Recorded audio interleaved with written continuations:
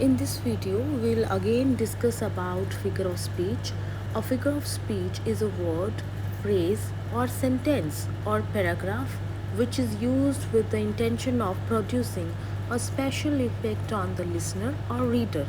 Figure of speech ਇੱਕ ਅਜਿਹਾ ਸ਼ਬਦ ਹੋ ਸਕਦਾ ਹੈ, ਸ਼ਬਦਾਂ ਦਾ ਸਮੂਹ ਹੋ ਸਕਦਾ ਹੈ, ਵਾਕ ਹੋ ਸਕਦਾ ਹੈ ਜਾਂ ਪੈਰਾਗ੍ਰਾਫ ਹੋ ਸਕਦਾ ਹੈ ਜਿਹੜਾ ਇਸ ਇਰਾਦੇ ਨਾਲ ਜਿਸ ਨੂੰ ਲਿਖਿਆ ਜਾਂਦਾ ਹੈ ਤਾਂ ਕਿ ਸੁਣਨ ਵਾਲੇ ਜਾਂ ਪੜ੍ਹਨ ਵਾਲੇ ਵਿਅਕਤੀ ਦੇ ਉੱਤੇ ਉਸ ਦਾ ਖਾਸ ਪ੍ਰਭਾਵ ਪਵੇ।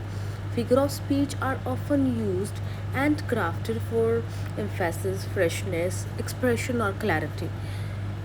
ਕਿਸੇ ਲਿਖੀ ਹੋਈ ਚੀਜ਼ ਨੂੰ ज़्यादा एक्सप्रैस करना होए, क्लीयर करना होए, फ्रैशनैस लियानी होए तो फिगर ऑफ स्पीच का इस्तेमाल होंदा है। रिपीट करते हाँ, दोहराते हाँ।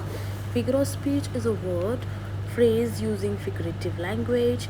फिगरेटिव लैंग्वेज केड़ी लैंग्वेज होंदी है that has other meaning than its normal definition. वो लैंग्वेज जिसका कि नॉर्मल डिक्शनरी डेफिनेशन नालों हट के मतलब होवे उस लैंग्वेज के इस्तेमाल में असीं कहने हैं कि we are using figure of speech. For example starving का मतलब होंदा है dying because of not having enough food. लेकिन जो एक बच्चा घर आके अपनी मदर को कहता है कि मैं अज स्कूल जाके आया और मैंने बहुत भुख लगी है, ही इज़ जस्ट टेलिंग कि आई एम स्टार्विंग। इसका मतलब है he is not dying because of not having enough food, he is just telling the intensity of his hunger, अपनी भुख की इंटेंसिटी को शो करने लिए। तो ये एक तरह का सजैसटिड मीनिंग कहते हाँ, इसमें इंप्लाइड मीनिंग कहते हाँ। तो फिगर ऑफ स्पीच जोड़ा है रिलाय करता है इंप्लाइड सजैसटिड मीनिंग ते rather than a dictionary definition. A figure of speech possesses a separate meaning from its literal definition. This is all about a figure of speech. Now, after alliteration, we'll move on to simile. SIMILE, simile. Simile figure of speech की होंदा है a comparison using like, as, resembles or than. Comparison होंदा है two different things दे विच किहड़े किहड़े connectives का इस्तेमाल करके like, as, resembles, than, appears का भी इस्तेमाल कर सकते हैं, सेंट का इस्तेमाल करके। फॉर एग्जाम्पल फारोज eyes were as green as a spring Medo.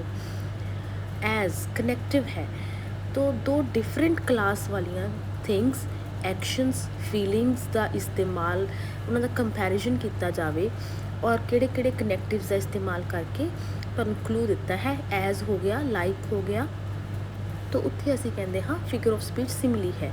So it is an explicit comparison between two different things, actions और feelings using the word as और like.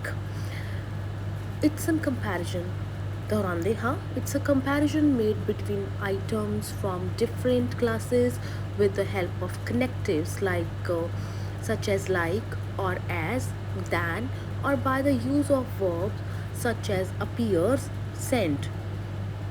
Now examples are again here. He fought like a lion in the battlefield.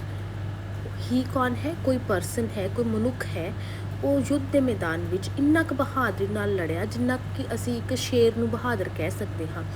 शेर जिहड़ा है वो व्यक्ति नहीं है, दोनों डिफरेंट क्लास के हैं, लेकिन ब्रेवरी नूं दस्सण वास्ते शेर दा असी एग्जाम्पल दित्ती है।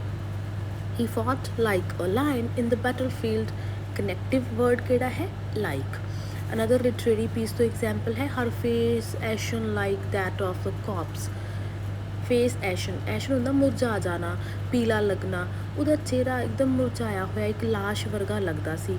जींदे चेहरे नूं एक लाश नाल मिलाना, दो डिफरेंट क्लासिस का कंपैरिजन हो गया। कनैक्टिव वर्ड है लाइक।